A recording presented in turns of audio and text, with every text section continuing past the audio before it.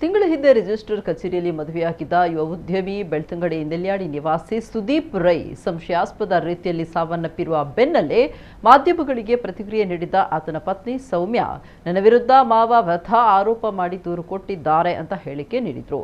ಇದರ ಬೆನ್ನಲ್ಲೇ ಮಂಗಳೂರಿನಲ್ಲಿ ಸುದ್ದಿಗೋಷ್ಠಿ ನಡೆಸಿರುವ ಸುದೀಪ್ ಅಪ್ಪ ದಾಮೋದರ್ ಅವರು ತನ್ನ ಮಗನ ಸಾವಿಗೆ ಸೌಮ್ಯ ಶೆಟ್ಟಿಯೇ ಕಾರಣ ಅಂತ ಪ್ರತಿಕ್ರಿಯೆ ನೀಡಿದ್ದಾರೆ. ಕಾರ್ಕಳದ ಬಂಗ್ಲೆಗುಡ್ಡೆ ನಿವಾಸಿ ಯುವತಿಯನ್ನ ಮದುವೆಯಾಗಿತ್ತು. ನಮಗೆ ತಡವಾಗಿ ಗೊತ್ತಾಗಿತ್ತು.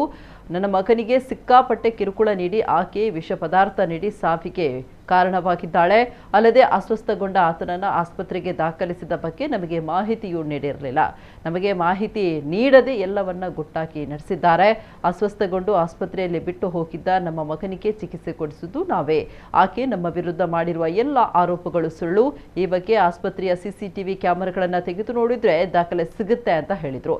ಮೃತ ಸುದೀಪ್ ತಾಯಿ ಪುಷ್ಪಲತಾ ಮಾತನಾಡಿ, ನನ್ನ ಮಗನಿಗೆ ಆಕೆ ಇನ್ನಿಲ್ಲದ ಹಿಂಸೆ ಕೊಟ್ಟು ಕೊಂದಿದ್ದಾಳೆ. ನಡು ರಸ್ತೆಯಲ್ಲಿ ಆತನಿಗೆ ಹಿಂಸೆ ಕೊಟ್ಟಿರುವುದು ನಾವು ಕಣ್ಣಾರೆ ನೋಡಿದ್ದೇವೆ. ಇಂತಹ ನೋವು ಯಾವುದೇ ಅಪ್ಪ ಅಮ್ಮನಿಗೆ ಆಗಬಾರದು ಅಂತ ನಾನು ಕೇಳಿಕೊಳ್ಳುವುದು ಇಷ್ಟೇ ಅಂತ ಹೇಳಿದ್ರು. ಸುದ್ದಿಗೋಷ್ಠಿಯಲ್ಲಿ ವೇಣು ಶೆಟ್ಟಿ, ಸುಜಿತ್ ಮೊದಲಾದವರಿದ್ದರು. ನನ್ನ ಮಗ 17ನೇ ತಾರೀಕಿಗೆ ಅವನು ನನ್ನ ಹೆಂಡತಿ ಜೊತೆಯಲ್ಲೇ ಹೋಗಿದ್ದು. ಆದರೆ ಇವಳು ಟಾರ್ಚರ್ ಸಿಕ್ಕಾಪಟ್ಟೆ ಕೊಟ್ಟು 17ರಂದೇ ಅವಳು ವಿಷಪಾಯಸ ಆಹಾರದಲ್ಲಿ ಸೇರಿಸಿದಳೆ ಅಂತ ನಮ್ಮ ಅನುಮಾನ. ಮತ್ತು ಏನಂತ ಹೇಳಿದ್ರೆ ಇವಳು 21ರಂದು ತಾರೀಕಿಗೆ ಆಸ್ಪತ್ರೆಗೆ ಸೇರಿಸಿಲ್ಲ. ಗಜರಿ ಆಸ್ಪತ್ರೆ ಕಾರ್ಕಳಕ್ಕೆ. ಆ ಕಾರ್ಕಳಕ್ಕೆ ಆಸ್ಪತ್ರೆಗೆ ಸೇರಿಸಿದ ವಿಚಾರವನ್ನು ನಮಗೆ ತಿಳಿಸಿಲ್ಲ. 22ನೇ ತಾರೀಕಿಗೆ ನನ್ನ ಅಕ್ಕನ ಮಗನಿಗೆ ತಿಳಿಸಿದಾಳೆ. ಏನಂತ ಹೇಳಿದ್ರೆ ಗಜರಿ ಆಸ್ಪತ್ರೆಗೆ ಡೆಂಗಿ ಜ್ವರದ ಬಾಬ್ತು ನಾವು ಆಸ್ಪತ್ರೆಗೆ ಸೇರಿಸಿದ್ದೇವೆ ಅಂತೇಳಿ. ಮತ್ತೆ ಯಾವುದೇ ವಿಚಾರವನ್ನು ನಾವು ತಿಳಿಸಿಲ್ಲ.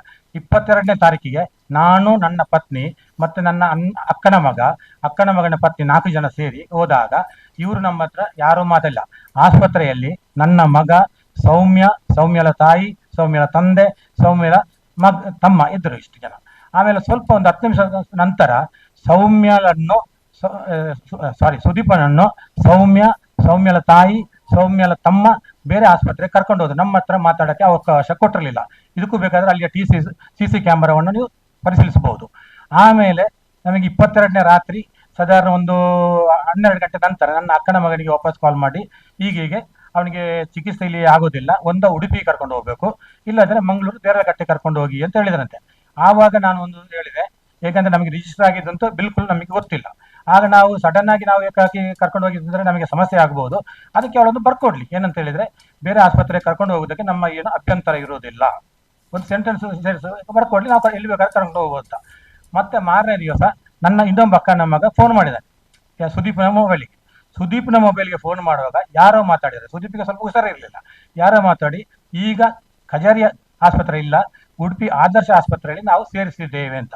ನಾವು ಆಸ್ಪತ್ರೆಗೆ ಹೋದಾಗ ಅಲ್ಲಿ ಚಿಂತಾಜನಕ ಸ್ಥಿತಿಯಲ್ಲಿ ಇದ್ದ ಸ್ವಲ್ಪ.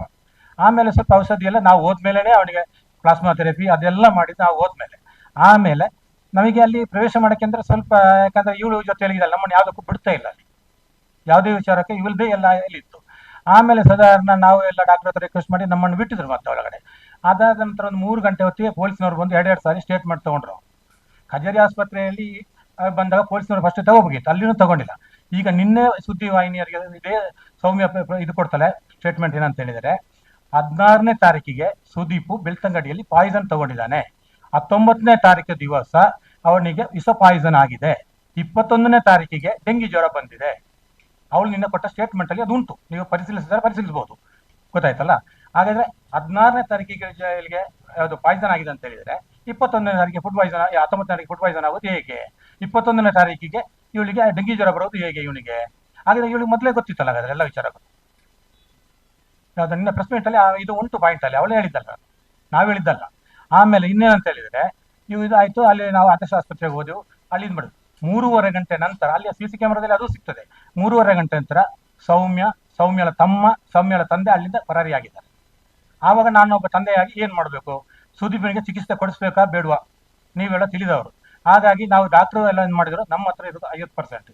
ಆಗ್ಲೇ ಲಿವರ್ಗೆ ಡ್ಯಾಮೇಜ್ ಆಗ್ತಾ ಬರ್ತಾ ಉಂಟು, ನೀವು ಮಂಗಳೂರಿಗೆ ಇದಕ್ಕೆ ಕರ್ಕೊಂಡು ಹೋಗಿ ಅಂದ್ರು.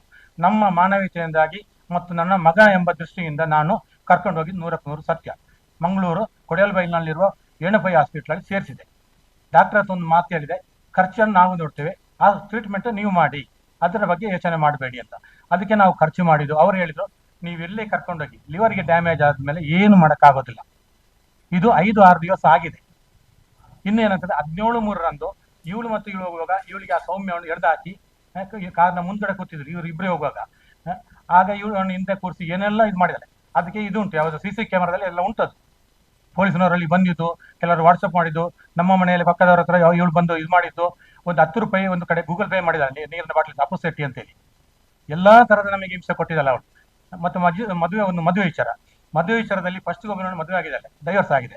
ಎರಡನೇ ಸಂಜಯ್ ಕುಮಾರ್ ಅಂತ ಇರಬೇಕು, ಅವನ ಮೇಲೆ ಇವಳು ಕಂಪ್ಲೇಂಟ್ ಕೊಟ್ಟಿದ್ದಾಳೆ police station, Pandaveshwara police station ಅಲ್ಲಿ. ಹೀಗೆ ಅವರ ತಂದೆ ತಾಯಿ ನನಗೆ ಚಿನ್ನ ಎಲ್ಲ ನಮ್ದು ದೋಚಿದ್ರು, ಏನೆಲ್ಲ ಹಿಂಸೆ ಕೊಟ್ಟಿದ್ದಾರೆ ಅಂತ. ಅದು ಕೋರ್ಟ್ ನಡೀತಾ ಇತ್ತು. ಮೊನ್ನೆ ಜನವರಿ 14/1/26ಕ್ಕೆ ಜಡ್ಜ್ಮೆಂಟ್ ಆಗಿದೆ ಅದು. ಆದ್ರೆ ಡೈವರ್ಸ್ ಆಗಿಲ್ಲ ಇನ್ನು ಅದರಲ್ಲಿ. ಮತ್ತೆ ಇವರು ಈಗ ಬಂದಿದ್ದಾರೆ, ಇವರು ಅವರು ಕಡೆಯವರು ಯಾರು ಸೌಮ್ಯ ನೊಂದವರು ಇವರು. ಇನ್ನು ಸುಮಾರು ಜನರಿಗೆ ಇವರಿಗೆ ತೊಂದರೆ ಆಗಿದೆ. ನಮ್ಮಂತೂ ಒಂದು ಜೀವ ಹೋಗಿದೆ, ಅದಕ್ಕೆ ಹೋದ ಜೀವ ಮತ್ತೆ ಮರಳಿ ಬರುವುದೇ ಇಲ್ಲ ಯಾವುದೇ ಕಾರಣಕ್ಕೂ. ಆದ್ರೆ ನಮ್ಮಂತ ತಂದೆ ತಾಯಿಗೆ ಇನ್ನು ಯಾವುದೇ ಕಾರಣದಿಂದ ಅವಳಿಗೆ ಅನ್ಯಾಯ ಆಗ್ಬಾರ್ದು ಅಂತೇಳಿ ನಿಮ್ಮ ಹತ್ರ ಕೈ ಮುಗಿದು ಕೇಳ್ತೇನೆ. ಗಂಟೆಯಲ್ಲಿ ಅವಳು ಎಷ್ಟು ಅವನಿಗೆ ಟಾರ್ಚರ್ ಕೊಟ್ಟಿದ್ದಾಳೆ ಅಂತ ನನಗೆ ಗೊತ್ತು. ಅವಳು ಕಾಲು ಹಿಡಿಲಿಕ್ಕೆ ಹೋಗ್ತಾಳೆ ಪೇಟೆಯಲ್ಲಿ, ನಡು ರಸ್ತೆಯಲ್ಲಿ, ಆದ್ರೆ ಅವಳು ಕೇಳುವುದಿಲ್ಲ. ಅವಳ ಅಪ್ಪನ ಕಾಲ್ ಬರ್ತದೆ, ಅದನ್ನು ಮಾತಾಡ್ತಾಳೆ.